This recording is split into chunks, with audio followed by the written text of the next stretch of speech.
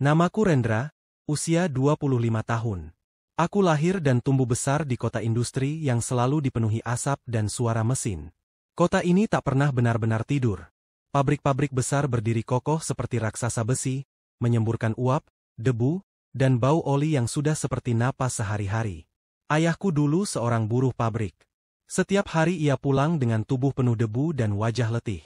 Kadang ia batuk darah, tapi tak pernah sekalipun mengeluh. Kerja itu tanggung jawab, katanya. Sampai suatu hari, ia pulang lebih awal dari biasanya, dengan tangan dibalut kain penuh darah dan wajah pucat seperti mayat. Ia kehilangan 3 jarinya karena mesin pemotong besi tidak berhenti seperti seharusnya. Pihak pabrik menyebutnya kecelakaan kerja biasa.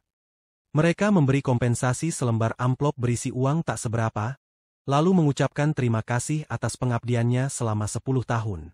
Setelah itu, ayah dikeluarkan dari pekerjaan, seperti membuang baut usang. Itulah pertama kalinya aku mengenal kata ketidakadilan. Sejak saat itu, aku bersumpah untuk tidak tinggal diam. Aku belajar hukum dan isu-isu perburuhan, membaca laporan-laporan K3, keselamatan dan kesehatan kerja, dan terlibat dalam forum-forum aktivis. Aku mulai ikut turun ke lapangan, mengunjungi buruh, mendengarkan kisah mereka. Tak sedikit dari mereka yang bekerja dalam kondisi berbahaya, lantai licin, mesin tua, ventilasi buruk, bahkan tanpa alat pelindung dasar. Kota ini, Gria Sakti, dulunya penuh sawah dan petani, tapi kini tanah-tanah itu sudah jadi zona industri. Ladang digusur, pohon ditebang, dan sebagai gantinya berdiri pabrik logam, tekstil, dan ban. Yang tersisa hanyalah sungai berbau limbah dan anak-anak buruh yang jarang melihat langit bersih. Aku memulai perjalananku sebagai aktivis dengan sederhana, mendokumentasikan kondisi kerja di salah satu pabrik tekstil terbesar di kota. Pabrik itu berdinding abu-abu tinggi, seperti penjara, dengan suara mesin menderu sepanjang hari. Aku pernah menyelinap ke dalamnya lewat celah pagar belakang bersama seorang buruh magang yang bersedia membantuku bernama Wira. Wira baru berusia 19 tahun, bertubuh kurus dan selalu memakai masker kain yang sudah luntur.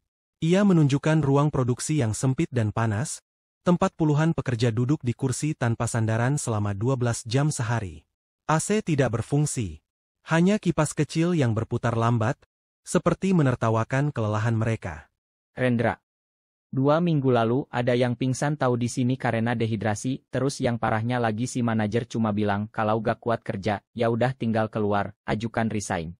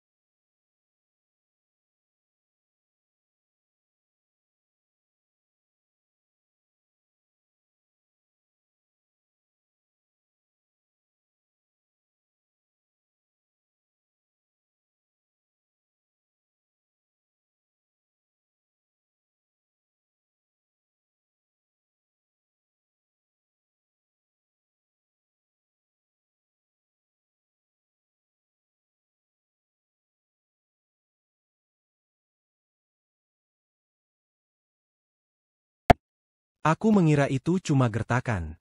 Tapi beberapa hari kemudian, Wira mengirim pesan panik. Ia dipecat tanpa alasan. Beberapa buruh yang kutemui juga menghilang dari daftar kerja. Saat aku mencoba menemui mereka, rumah mereka kosong. Dari situ, aku sadar, apa yang kulawan bukan sekadar perusahaan, tapi jaringan kekuasaan. Tapi rasa takut itu belum mampu menundukkan tekadku. Sebaliknya, kemarahan dan luka lama, tentang ayahku, tentang keluarga buruh-buruh itu, terus membakar semangatku. Setelah artikel tentang pabrik tekstil tayang, aku merasa harus melangkah lebih jauh. Itu baru permukaan. Aku ingin menyelami lebih dalam, menyentuh jantung dari kejahatan industri yang selama ini tersembunyi. Maka, aku memilih target yang lebih besar, pabrik baja Surya Mandiri, salah satu perusahaan logam tertua dan paling berpengaruh di Gria Sakti. Pabrik ini hampir seperti kota kecil. Ratusan karyawan bekerja dalam 3 shift penuh, siang dan malam, menghasilkan logam-logam berat untuk proyek-proyek konstruksi nasional. Tapi reputasinya gelap. Bisik-bisik tentang pekerja yang meninggal, kecelakaan berat, dan kondisi kerja brutal sudah lama beredar. Tapi tak satu pun sampai ke berita resmi. Aku memulai penyelidikanku dari dokumen-dokumen publik. Dari laporan BPJS Ketenagakerjaan, aku menemukan bahwa pada tahun lalu, angka klaim kecelakaan kerja dari pabrik ini adalah yang tertinggi di kota, lebih tinggi dibanding gabungan 3 pabrik lain. Tapi anehnya, tidak satupun laporan resmi dari pihak pabrik yang menyebutkan insiden berat. Mereka seolah-olah bersih dan itu sangat mencurigakan. Aku kemudian menghubungi seorang mantan teknisi keselamatan kerja bernama Pak Surya, yang pernah bekerja di pabrik itu selama 6 tahun sebelum mengundurkan diri secara tiba-tiba. Kami bertemu di sebuah warung kopi yang sepi di pinggiran kota, jauh dari kamera CCTV dan telinga pemerintah. Kalau kau benar-benar mau tahu, aku akan cerita tapi ada satu syarat, yaitu jangan pernah sesekali menyebut namaku di dalam artikel beritanya. Katanya, sambil memeriksa sekeliling dengan gelisah. Aku pun mengangguk menyetujui persyaratannya. Ia lalu membuka sebuah map lusuh yang berisi dokumen-dokumen lama, formulir K3 internal, laporan kecelakaan, dan, yang paling mengejutkan, foto-foto insiden yang tak pernah dipublikasikan. Salah satunya menunjukkan tubuh seorang pekerja yang terjepit di antara 2 gulungan besi.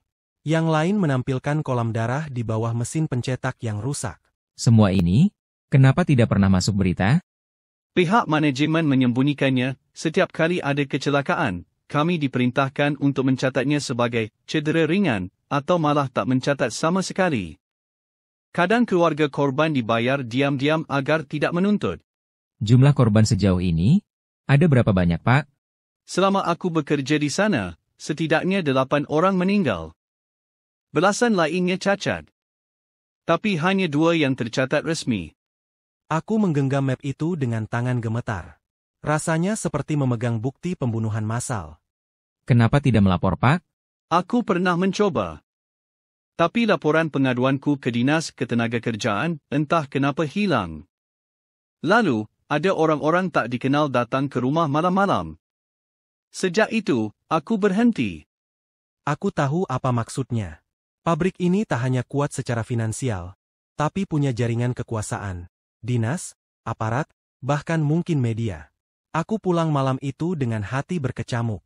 Di dalam tasku, map lusuh itu terasa berat seperti batu nisan. Aku mulai menyusun artikel investigasi lanjutan. Tapi kali ini, aku lebih berhati-hati. Aku menggunakan nama samaran dan memanfaatkan jaringan aktivis untuk menyimpan salinan data di tempat berbeda. Selama seminggu penuh, aku mewawancarai mantan pekerja pabrik. Salah satunya adalah Rina, seorang buruh perempuan yang pernah hampir kehilangan tangannya saat bekerja dengan mesin pemotong logam. Mesin itu sudah tua, sudah sering rusak, tapi masih aja tetap dipakai. Hari itu sensor keamanannya mati, dan saya tidak sempat menarik tangan. Katanya, kalau saya ribut, saya akan dituntut balik karena mencemarkan nama baik perusahaan. Tangannya kini cacat. Jari tengah dan manisnya hilang. Ia tak bisa bekerja lagi. Pabrik memberinya uang pesangon 3 juta rupiah, lalu menyuruhnya diam. Itu ironi terbesar yang pernah kudengar. Si korban yang diancam akan dituntut. Semua ini membentuk gambaran yang lebih besar. Bukan sekadar kecelakaan biasa, tapi sistematis. Pabrik tahu bahaya mesin mereka, tahu bahwa pelatihan keselamatan kurang, tahu bahwa lingkungan kerja tidak aman, tapi tetap membiarkan semuanya berjalan. Kenapa? Karena mengganti mesin lebih mahal dari mengganti buruh. Puncaknya datang ketika aku mendapatkan akses ke satu dokumen internal penting, laporan audit K3 tahun terakhir. Dokumen itu bocor melalui seorang staf IT pabrik yang memilih tetap anonim. Dalam laporan itu, tercantum bahwa dari 67 mesin aktif, lebih dari 40 tidak lolos inspeksi keselamatan. Namun, bagian akhir laporan diberi stempel yang bertuliskan, lulus evaluasi, tidak perlu tindakan lanjutan. Itu artinya, ada pemalsuan data. Aku tak bisa diam. Aku menyiapkan naskah laporanku. Judulnya, Keselamatan yang Disangkal. Neraka di Pabrik Baja Gria Sakti. Aku tahu, begitu artikel ini tayang, aku akan menyulut api besar. Tapi aku tak peduli. Kebenaran harus keluar. Namun, malam saat aku hendak mengirim artikel itu ke redaksi, listrik di kosku tiba-tiba padam. Padahal, hanya kamarku yang gelap. Beberapa detik kemudian, ponselku berdering. Nomor tak dikenal. Aku angkat dengan tangan gemetar. Suara di ujung sana berat dan datar. Kau tidak tahu apa yang kau mainkan, Rendra. Tutup file itu. Sekarang. Aku berusaha membalas, tapi panggilan langsung terputus. Jantungku berdetak kencang. Aku keluar kamar dan melihat sekeliling. Di ujung gang, ada siluet seseorang berdiri lama, lalu berbalik dan menghilang dalam gelap. Untuk pertama kalinya, aku merasa nyawaku benar-benar terancam. Sudah 3 hari sejak aku menerima telepon misterius itu. Sejak malam itu juga, aku tak pernah benar-benar tidur nyenyak. Setiap kali menutup mata, aku merasa ada yang mengawasi dari sudut gelap kamarku. Aku mulai menaruh pisau dapur di bawah bantal, hanya untuk merasa sedikit aman. Tapi keamanan itu semu. Ketakutan yang kutahan dalam-dalam mulai menjalar seperti jamur di dinding lembab. Mengerogoti pikiranku sedikit demi sedikit. Awalnya aku berpikir itu paranoia. Aku mencoba tetap rasional. Mungkin itu hanya ancaman kosong. Mungkin hanya kebetulan listrik padam di kamar kosku. Tapi lalu datang pesan-pesan itu. Pesan pertama muncul di ponselku pukul 2 dini hari. Tanpa nama, tanpa nomor pengirim. Hanya satu kalimat. Berhenti, atau kau akan menghilang seperti mereka. Aku menatap layar ponsel lama, tangan bergetar. Aku tidak tahu siapa mereka, tapi aku bisa menebaknya. Para buruh yang pernah bersuara dan kemudian lenyap. Seperti Wira. Esoknya, pesan lain muncul, kami tahu di mana ibumu tinggal. Dadaku mencelos, aku belum pernah menyebutkan tentang ibuku di laporan manapun. Aku bahkan sengaja menjaga privasi keluargaku. Tapi mereka tahu tentang latar belakangku. Aku langsung menelpon ibu pagi itu. Suaranya riang, seperti biasa. Ia tidak merasa ada yang aneh, tidak ada orang mencurigakan berkeliaran di sekitar rumah. Tapi aku tahu bahwa, ancaman itu bukan main-main. Mereka sedang bermain psikologis, mengoyak ketenanganku perlahan. Aku memindahkan semua file penting ke hard disk eksternal, lalu menyimpannya di rumah seorang teman aktivis bernama Dinda. Aku percaya padanya. Kami sudah beberapa kali bekerja sama mengadvokasi buruh migran. Tapi malam itu, saat aku dalam perjalanan pulang dari tempat Dinda, aku merasa sesuatu yang lebih menyeramkan. Aku dibuntuti. Itu bermula saat aku berjalan melewati jalan kecil di belakang stasiun kereta, jalan pintas ke kosku. Aku mendengar langkah kaki, pelan, berat, tapi konsisten. Aku menoleh, dan melihat siluet pria dengan jaket gelap berjalan sekitar 5 meter di belakangku. Ketika aku berhenti, dia pun berhenti. Ketika aku mempercepat langkah, dia juga mempercepat. Aku langsung berbelok ke gang sempit dan menahan napas di balik tembok. Aku menunggu, mencoba menenangkan degup jantungku yang seperti drum perang. Setelah beberapa detik, aku mengintip ke ujung gang. Kosong, tidak ada siapa-siapa. Tapi ketakutan itu tidak hilang. Bahkan makin menempel seperti kabut. Aku tahu aku diawasi. Aku tahu ada yang ingin membuatku gila, atau lebih buruk, membuatku tidak waras duluan sebelum menghilang secara fisik. Aku kembali ke kos dan menyalakan laptop. Aku harus menyelesaikan naskah laporanku sebelum terlambat. Tapi semakin aku mengetik, semakin sulit pikiranku fokus. Aku merasa seperti ada sesuatu yang berdiri di belakangku. Aku beberapa kali menoleh, hanya untuk menemukan ruang kosong dan bayangan lemari tua. Jam 3 dini hari, aku menerima panggilan video dari akun tak dikenal. Aku hampir tidak mengangkatnya, tapi rasa penasaran mengalahkan takut. Layarnya gelap, hanya suara berat terdengar. Kami tahu kau masih mengetik.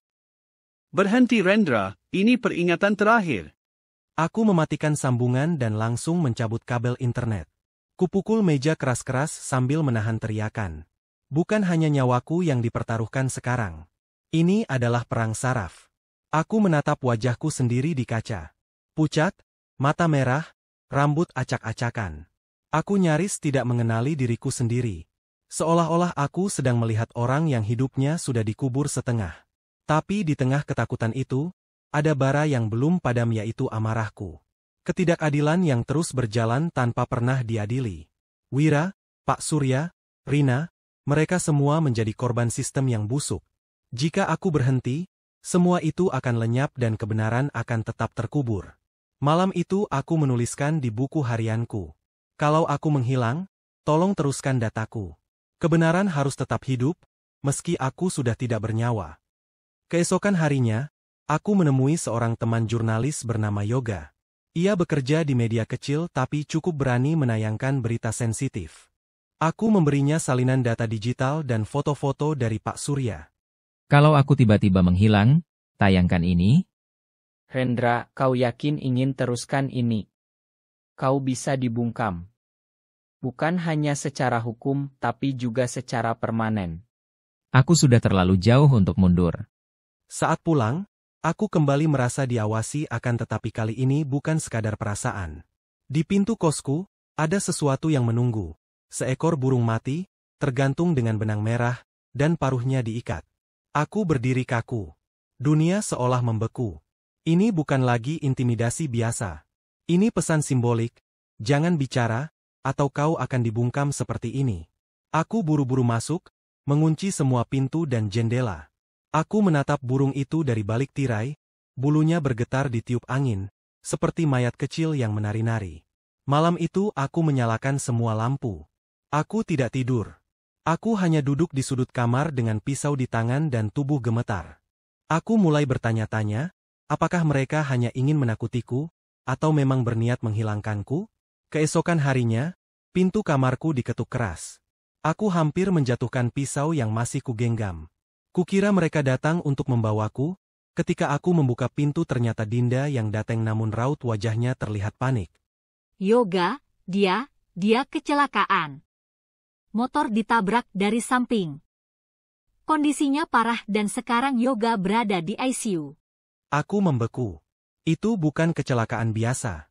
Tidak mungkin kebetulan. Mereka tahu aku sudah membagikan data. Mereka sedang memberi pesan.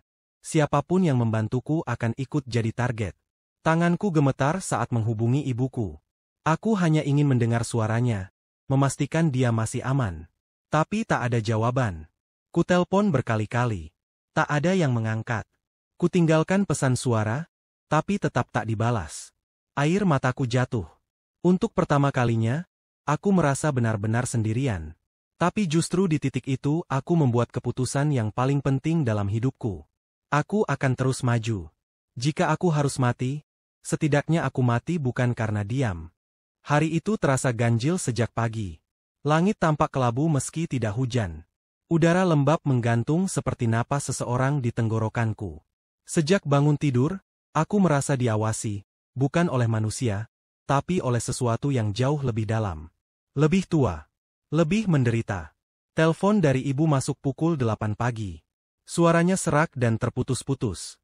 Rendra, kamu baik-baik aja kan? Kamu hati-hati ya nak. Ibu semalam mimpi buruk. Kamu dikejar sama beberapa orang, pas banget kamu ngelewatin jalan yang gelap, jangan pergi jauh hari ini nak. Aku diam. Seumur hidup, ibu tidak pernah berkata seaneh itu. Ia bukan orang yang percaya hal-hal gaib, tapi kali ini nadanya ketakutan. Aku mencoba menenangkan hatinya, walau jantungku sendiri tidak tenang. Setelah itu, pesan dari Dinda masuk. Tadi malam aku mimpi seseorang berdarah-darah menatapku. Dia bilang, jangan biarkan Rendra pergi ke arah barat. Kupandangi pesan itu lama. Kata-katanya menusuk seperti jarum es. Tidak lama, satu persatu teman aktivisku mengirimkan pesan serupa. Mimpi-mimpi buruk, bayangan hitam, suara-suara lirih yang memanggil namaku dari balik kabut. Aku mulai meragukan kenyataan. Apakah ini hanya akibat tekanan mental? Atau memang ada sesuatu yang mencoba memperingatkanku?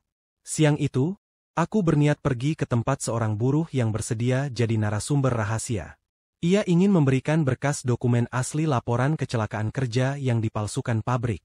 Tapi saat aku menyalakan motor, tiba-tiba mesinnya mati dan lampu panel berkedip-kedip. Padahal kemarin motor itu baik-baik saja. Aku turun, membuka kap kecil di bawah jok. Tidak ada yang aneh secara teknis, tapi mesin tetap menolak menyala. Aku terpaksa naik angkot. Saat aku menengok ke belakang, aku melihat keanehan lain. Bekas roda di aspal membentuk pola menyerupai tangan, seperti tangan yang menarik motor agar tidak bergerak ke depan. Aku membeku. Tapi aku tetap pergi. Aku tiba di lokasi, tapi si buruh tidak muncul. Kutunggu hampir 1 jam. Saat aku hendak pergi, ada seorang nenek-nenek tua menghampiriku. Kulitnya kusam, matanya keruh, dan bibirnya bergerak-gerak seperti berdoa. Dia menyentuh tanganku dan berbisik, "Jangan ke Jalan Cakrawala. Di sana mereka menunggumu. Mereka ingin kau hilang, nak." Aku mundur selangkah, takut sekaligus bingung. Aku langsung mengirim pesan ke Dinda. "Kamu tahu Jalan Cakrawala?" Dinda membalas, "Itu daerah gudang tua milik pabrik. Dulu tempat penyimpanan ban dan logistik. Tapi katanya sering ada kecelakaan aneh di sana. Malam pun turun dengan cepat. Lebih cepat dari biasanya. Awan menebal seperti tirai gelap yang menelan matahari. Angin berdesir di celah jendela kamarku, mengirim bisikan aneh yang terdengar seperti rintihan. Aku hendak pergi ke warung untuk membeli makanan. Tapi saat keluar dari kos, aku melihat sesuatu yang membuatku membeku. 3 bayangan manusia, berdiri di pojok gang. Diam. Tidak bergerak. Satu dari mereka tampak seperti mengenakan seragam kerja lusuh. Yang lain mengenakan helm pecah. Darah menetes dari dagunya yang terbuka. Dan satu lagi hanya berdiri dengan tangan terangkat, penuh luka bakar. Aku mundur perlahan, jantungku nyaris copot. Tapi ketika kututup pintu dengan cepat dan mengintip lagi, mereka sudah lenyap. Tanganku bergetar. Aku sadar, mereka bukan hantu biasa. Mereka adalah korban. Mereka adalah buruh-buruh yang tewas dalam kecelakaan kerja. Yang namanya dihapus dari catatan, yang kematiannya disapu di bawah karpet kekuasaan. Rendra, kamu masih di rumah? Ada orang tak dikenal tadi menggedor pintu kosku. Mereka tanya kamu. Mereka bawa mobil hitam. Platnya ditutup lumpur. Aku yakin itu orang pabrik. Jantungku langsung berdegup kencang. Kupadamkan semua lampu, kututup tirai, dan duduk gemetar di lantai. Kupeluk lututku, mencoba memikirkan rencana. Tapi dalam diam itu, aku mendengar bisikan dari luar jendela. "Mereka datang, Rendra. Jangan buka pintu dan jangan keluar malam ini." Aku merangkak ke jendela, mengintip lewat celah kain. Di bawah tiang listrik, kulihat tubuh seorang pekerja, atau arwah, dengan punggung penuh luka sobek, menatapku. Matanya kosong, tapi penuh amarah. Penuh duka. Aku mulai menangis pelan. Aku tahu mereka tidak datang untuk menakutiku. Mereka ingin aku selamat. Tapi takdirku sudah terlalu dalam terjerat. Pukul 11 malam, aku mendengar suara mobil berhenti di depan gang kos. Suara langkah kaki berat. 3, 4 orang. Suara sepatu menginjak kerikil. Lalu suara pelan seseorang bicara melalui walkie-talkie-an. Target di lokasi. Tunggu sinyal. Aku menggigit bibir sampai berdarah. Aku ingin melarikan diri lewat jendela belakang, tapi jalan ke sana melewati dapur warga yang selalu ramai, tapi malam ini jalannya menjadi sunyi. Kupilih tetap diam. Tapi tak lama kemudian, ada yang mengetuk pintu. Lembut tapi mengancam. "Tok, tok, tok." Aku tidak menjawab. "Tok, tok, tok, Suini." Lalu tiba-tiba, pintu dibuka paksa. 3 pria bertopeng masuk dan berpakaian gelap. Salah satunya menyemprotkan sesuatu ke wajahku. Dalam beberapa detik, segalanya kabur dan bau kloroform menusuk. Aku berteriak, tapi suara hanya bergema di dalam kepalaku. Sebelum aku benar-benar pingsan, dalam penglihatan kabur, aku melihat bayangan arwah-arwah itu berdiri di sudut kamar. Mereka menatapku dengan luka, tapi juga kesedihan. Seolah mereka tahu bahwa mereka telah gagal menyelamatkanku. Lalu, gelap. Keesokan paginya, kamar kosku kosong. Pintu rusak. Tetangga tidak mendengar apapun. Teleponku tidak aktif. Laptopku hilang. Semua berkas lenyap.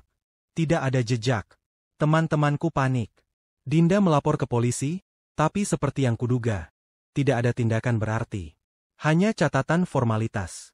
Yang tersisa hanyalah satu pesan suara yang entah bagaimana terkirim otomatis ke grup aktivis. "Jika aku hilang, tolong jangan hentikan perjuangan ini karena kebenaran harus tetap berjalan." 3 hari sejak Rendra hilang. Tidak ada kabar, tidak ada jejak, dan pihak kepolisian hanya memberikan satu jawaban klise. Mungkin kabur karena tekanan. Tapi kami tahu itu tidak benar. Rendra tidak akan kabur. Tidak tanpa pamit, dan tidak dengan semua data penting yang belum sempat dipublikasikan. Kami bertiga orang yaitu aku Dinda, Andro, dan Intan, berkumpul di rumah kontrakan tua milik pamanku di pinggir kota.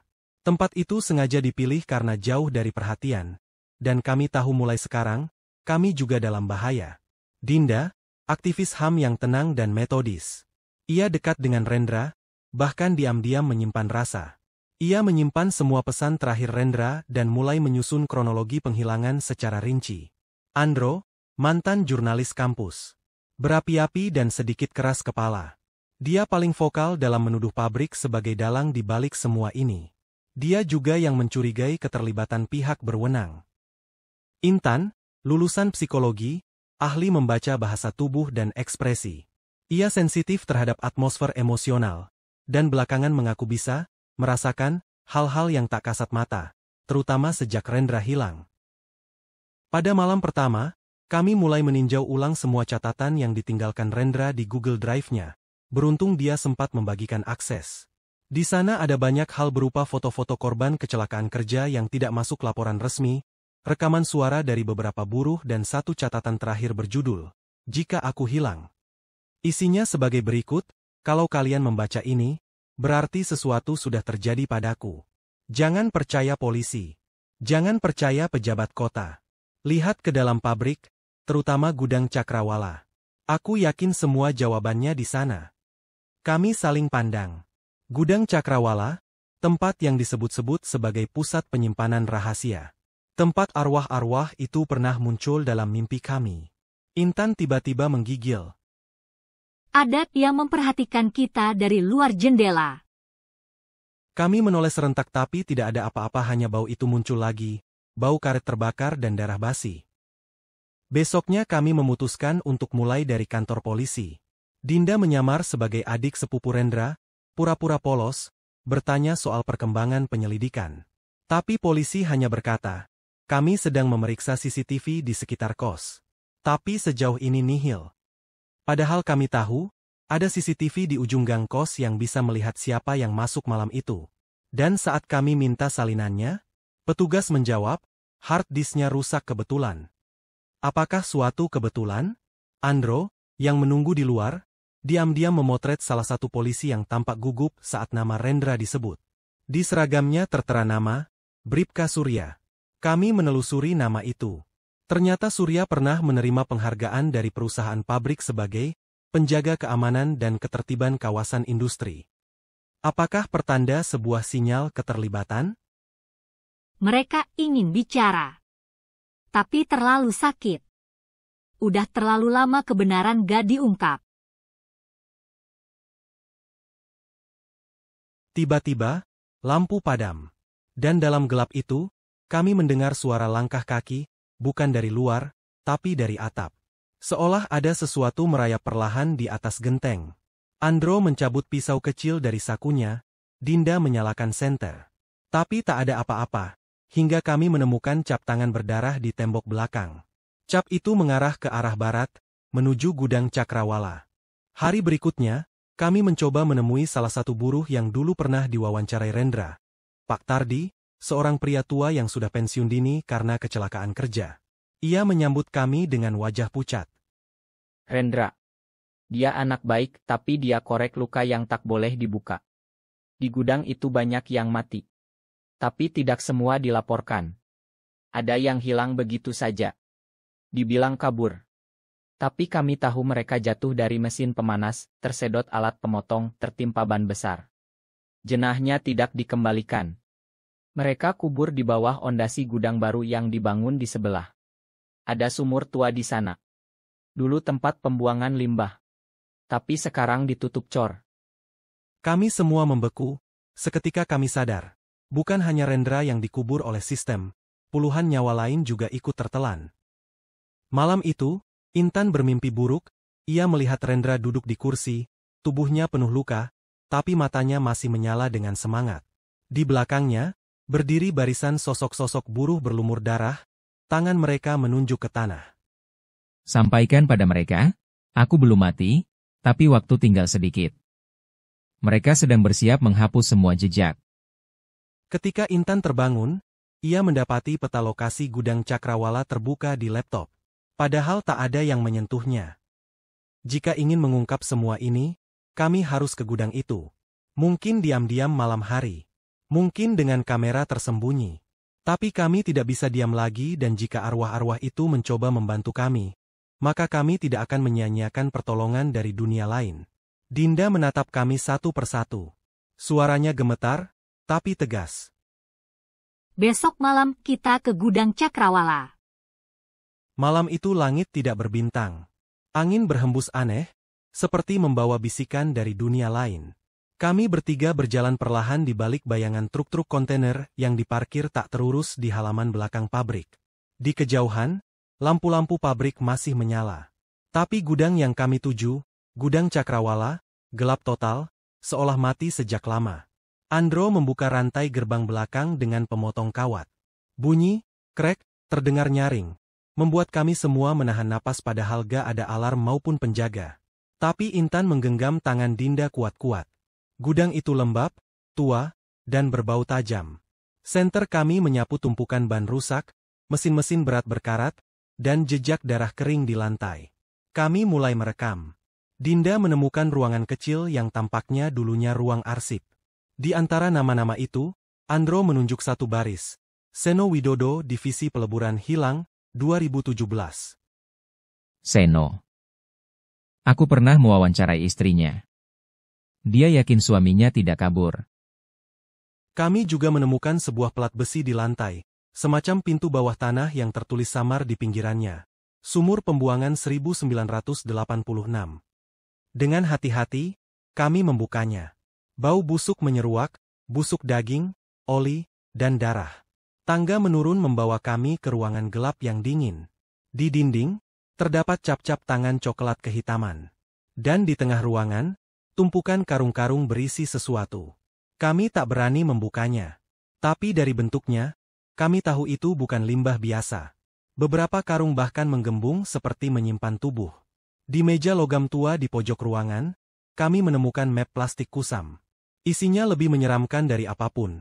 Memo internal dari manajer pabrik ke petugas keamanan, menyebut, penyelesaian cepat tanpa melibatkan pihak luar. Salah satu surat ditandatangani oleh pejabat Dinas Ketenagakerjaan Kota. Ia menyatakan bahwa, tidak ada pelanggaran signifikan selama inspeksi. Namun yang mengejutkan kami adalah memo yang ditujukan kepada Kepala Polisi Sektor Timur, lengkap dengan paraf. Terima kasih atas kerjasamanya dalam menenangkan media lokal. Transfer selanjutnya akan kami lakukan pekan depan. Kami saling pandang. Rendra benar. Mereka semua terlibat. Pabrik, polisi, pejabat ketenagakerjaan. Mereka bekerja sama dalam sistem pembungkaman yang lebih luas daripada yang bisa kami bayangkan. Tiba-tiba, suara sirene dari luar. Seseorang mengetahui kami ada di sini. Kami keluar lewat pintu belakang gudang, menyelinap ke hutan kecil di seberangnya. Tapi malam itu, bukan hanya manusia yang memburu kami. Sesuatu dari dunia lain juga mengikuti dan di antara bayangan pepohonan, kami melihat siluet-siluet bergerak. Suara rantai, erangan pelan, dan sesekali, tangisan. Kami berlari sekuat tenaga, tak menoleh lagi. Beberapa hari setelah itu, Andro dibuntuti oleh pria berpakaian sipil saat menuju kantor lebih tempat kami akan menyerahkan bukti. Seseorang juga melempar batu ke rumah Dinda dengan pesan bertuliskan, "Kamu berikutnya, dasar aktivis sok suci." Kami tahu, pabrik dan pejabat yang disuap tidak tinggal diam. Mereka mulai membungkam orang-orang yang tahu terlalu banyak akan tetapi kami tak gentar. Bukti sudah kami salin, dan disebar ke berbagai jaringan. Intan kembali mengalami mimpi buruk. Kali ini lebih jelas. Ia melihat Rendra di sebuah ruangan kecil, duduk sendirian, tubuhnya terikat, tapi tidak mati. Ia masih hidup di suatu tempat dan Intan juga melihat satu wajah jelas di mimpinya yaitu kepala HRD pabrik. Pagi harinya, kami telusuri data HRD dari LinkedIn dan Facebook bernama Arman Wirajaya. Ia sempat bekerja di divisi pelaporan kecelakaan dan kini menjadi komisaris dan pada hari Rendra menghilang, GPS ponsel Arman menunjukkan keberadaan dekat lokasi kos Rendra. Dengan semua bukti dan bantuan media alternatif, kami mulai membocorkan informasi secara perlahan. Situs-situs independen mulai memberitakan skandal K3, penghilangan paksa, dan keterlibatan pejabat. Tagar di mana Rendra dan kuburan pabrik mulai viral di media sosial. Dan yang mengejutkan, beberapa mantan pekerja ikut bersuara. Mereka membenarkan kabar bahwa selama bertahun-tahun, kecelakaan kerja ditutupi dan korban dibungkam, kadang dengan intimidasi, kadang dengan kekerasan. Setiap malam, Intan merasa seperti ada yang menjaganya. Sesekali, ia melihat sosok pria berseragam lusuh berdiri di ujung kamarnya, memberi isyarat ke arah utara kota. Dia menunjukkan jalan ke tempat Rendra. Katanya, kami mencocokkannya dengan lokasi-lokasi milik pabrik di peta tua yang ditemukan Rendra.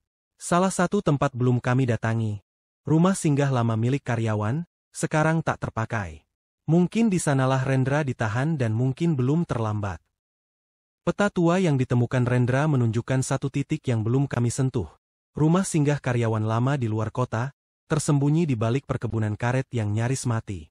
Bangunannya reot, berlumut, dan tampak tak dihuni selama bertahun-tahun. Kami datang saat fajar. Suasana begitu sunyi, sampai suara dedaunan jatuh pun terdengar seperti jeritan. Dinda membuka pintu depan yang lapuk. Bau menyengat langsung menyeruak, bau keringat, jamur, dan darah lama. Andro menemukan gembok yang rusak di pintu bawah tanah. Dengan senter dan hati-hati, kami turun, di bawah sana, di ruang sempit yang terbuat dari beton kasar. Kami menemukan sebuah ruangan terkunci. Dan dari dalamnya, terdengar suara batuk pelan. Kami membobol pintunya. Dan di sanalah dia, Rendra. Kurus, lemah, matanya cekung, janggut tumbuh liar akan tetapi dia masih hidup. Kami menangis. Rendra tidak hilang begitu saja. Ia disembunyikan, diisolasi, dibungkam. Kami menangis. Rendra tidak hilang begitu saja. Ia disembunyikan, diisolasi dan dibungkam. Rendra memegang satu benda yang ia sembunyikan di balik bajunya yang compang-camping, sebuah flash disk. Aku sempat curi dari kantor manajer pabrik sebelum mereka tangkap aku. Kami pulang ke kota dan membuka isi flash disk di laptop milik Andro yang terenkripsi. File pertama, log_cacat pabrik. Dengan format Microsoft Word, isinya adalah catatan internal sejak tahun 2014 tentang kecelakaan kerja, jumlah korban, penyebab teknis, hingga instruksi untuk penyelesaian internal. File kedua dengan judul, pembayaran_Okdis Hub Kapolres, dengan format Excel. Sebuah spreadsheet transfer uang secara berkala ke rekening-rekening milik sejumlah pejabat, termasuk Kepala Dinas Ketenagakerjaan dan Kapolres Wilayah Timur. File ketiga membuat kami menggigil dengan judul rekaman CCTV hitam putih dari area produksi. Dalam video itu terlihat seorang pekerja tercebur ke mesin penghancur ban, sementara supervisor hanya melihat tanpa menghentikan produksi. Lalu seseorang datang membawa jasad korban dengan gerobak, dan menyeretnya ke ruang bawah tanah gudang Cakrawala. Kami menonton dalam diam membuat nafas kami tercekat. Itu bukan pabrik biasa. Dinda berhasil menghubungi mantan petugas medis pabrik yang sudah lama pindah kota, Pak Bagas. Lewat video call anonim, Pak Bagas menceritakan semuanya. Saya dulu disuruh buat laporan medis palsu. Korban patah tulang saya tulis hanya cedera ringan. Yang tewas disebut serangan jantung. Kalau saya menolak, saya diancam. Saya sudah mimpi 3 malam berturut-turut. Mereka datang pakai seragam pabrik, tubuh mereka rusak. Mereka cuma bilang, saatnya bicara. Kami tahu waktu kami terbatas. Pabrik dan jaringan gelap di baliknya pasti mulai menyadari bahwa Rendra telah lolos. Kami merilis file dan rekaman itu ke media alternatif. Portal Buruh Merdeka, Suara Kebenaran, dan jaringan jurnalis independen. Kami juga menyebarkannya lewat tagar. Kuburan pabrik. Kemudian skandal K3 dan di mana Rendra. Responnya masif tapi berita menyebar seperti api di ladang kering. Dalam 24 jam, nama pabrik itu menjadi trending. Beberapa lembaga bantuan hukum mulai membuka hotline untuk para korban akan tetapi bersamaan dengan itu, ancaman juga meningkat. Rumah keluarga Rendra dilempari batu. Orang tua Intan dihubungi oleh seseorang yang mengaku, dari kepolisian, dan menyuruh anaknya, berhenti bermain jadi pahlawan. Tapi malam itu, gangguan berubah menjadi sesuatu yang lebih. Dinda melihat seseorang berdiri di ujung kamarnya, dengan seragam pabrik yang sobek, wajahnya berlumuran darah. Tapi tidak menyerang. Sosok itu hanya menunjuk ke layar laptop Dinda, ke arah satu file yang belum dibuka. File itu berjudul, Neraka Shift Malam. Dengan format MP4. Kami memutar video itu. Rekaman dari kamera tersembunyi, menyorot aktivitas shift malam di ruang bawah tanah pabrik. Di sana terlihat sejumlah tumpukan jenazah dibungkus plastik dan seseorang dengan wajah tertutup. Memeriksa tubuh-tubuh itu satu persatu, bahkan terdapat Arman Wirajaya, kepala HRD, berdiri di belakang mereka sambil berbicara di telepon berkata, simpan di rumah singgah dulu. Minggu depan dibuang ke kolam pendingin. Seperti yang sebelumnya. Dan tepat saat rekaman selesai, muncul satu bingkai terakhir yaitu wajah Rendra. Diikat, dengan luka di wajah, masih hidup. Itu bukti pembungkaman dan bukti konspirasi. Seminggu setelah publikasi besar-besaran, kejutan datang dari dalam pemerintahan sendiri. Seorang jaksa muda bernama Rafli Syahputra menghubungi kami secara rahasia. Ia membawa semua bukti ke Kejaksaan Tinggi, dan memulai penyelidikan resmi. Pabrik ditutup sementara. Arman Wirajaya dan 2 pejabat lainnya ditetapkan sebagai tersangka. Tapi kami tahu, ini belum akhir. Masih banyak pihak terlibat. Masih banyak korban belum ditemukan dan masih banyak arwah yang belum tenang. Rendra kini berada di rumah aman. Ia belum pulih sepenuhnya, tapi semangatnya menyala kembali. Ia mulai menulis, merekam setiap detik kegelapan yang ia alami. Pagi itu langit mendung, tapi di lapangan Merdeka, ribuan massa mulai berkumpul. Mereka datang dari berbagai penjuru kota, buruh pabrik, mahasiswa, jurnalis independen, bahkan mantan karyawan yang dulu bungkam karena takut. Mereka membawa spanduk besar bertuliskan, "Keadilan untuk Rendra. Stop kekerasan di balik mesin. Bongkar grup Cakrawala." Di atas panggung kecil yang kami dirikan sendiri, Intan berbicara dengan suara lantang berbunyi. Kami tidak hanya menuntut keadilan untuk sahabat kami, Rendra. Kami menuntut pembersihan total terhadap semua pabrik milik grup Cakrawala, termasuk pabrik tekstil Gria Sakti, pabrik baja Surya Mandiri, dan 5 pabrik lainnya yang kini terindikasi melakukan pelanggaran HAM dan manipulasi data K3 secara sistematis. Teriakan massa pun membahana. Media nasional mulai menyorot aksi ini. Live streaming dari akun Suara Rakyat Independen menampilkan wajah-wajah para demonstran dengan suara penuh semangat. Sejumlah tokoh masyarakat dan LSM ikut turun ke jalan. Bahkan seorang anggota DPR Komisi 9 yang dikenal vokal, Bu Yuliani Rahma, datang ke lokasi dan memberikan dukungan terbuka. Negara diam, maka kita akan bergerak. Kita tidak boleh lagi membiarkan perusahaan raksasa. Kalau negara diam, maka kita akan bergerak. Kita tidak boleh lagi membiarkan perusahaan raksasa bersembunyi di balik uang dan kekuasaan. Kata-katanya disambut sorak-sorai dan tepuk tangan. Sementara itu, di sisi belakang lapangan, arwah-arwah pekerja yang dulu terbunuh diam-diam berdiri. Tidak semua orang bisa melihat mereka, tapi kami tahu mereka ada. Dalam aksi itu, Andro secara simbolis menyerahkan flashdisk kedua ke perwakilan Ombudsman.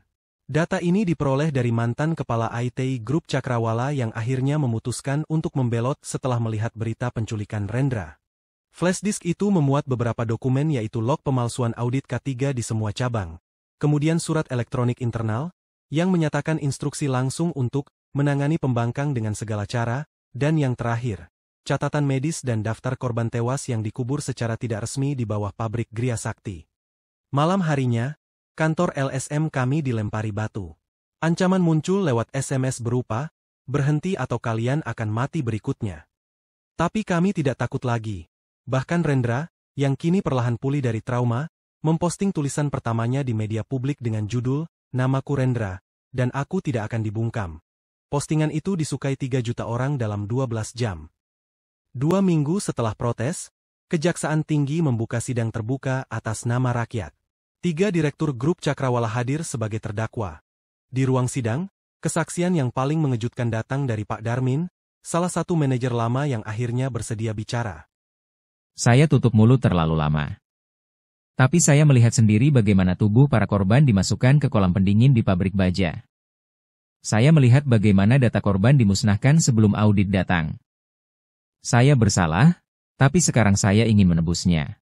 Semua orang terdiam, menyimak dengan serius ucapan dari Pak Darmin. Di bawah tekanan rakyat, pemerintah akhirnya mengeluarkan beberapa keputusan yaitu pertama, pemeriksaan menyeluruh terhadap seluruh pabrik grup Cakrawala di 7 kota. Kemudian yang kedua, pembekuan operasi sementara selama investigasi. Yang ketiga, penangkapan 6 pejabat pemerintah yang terbukti menerima suap dan yang terakhir, pembentukan tim khusus penegakan HAM buruh.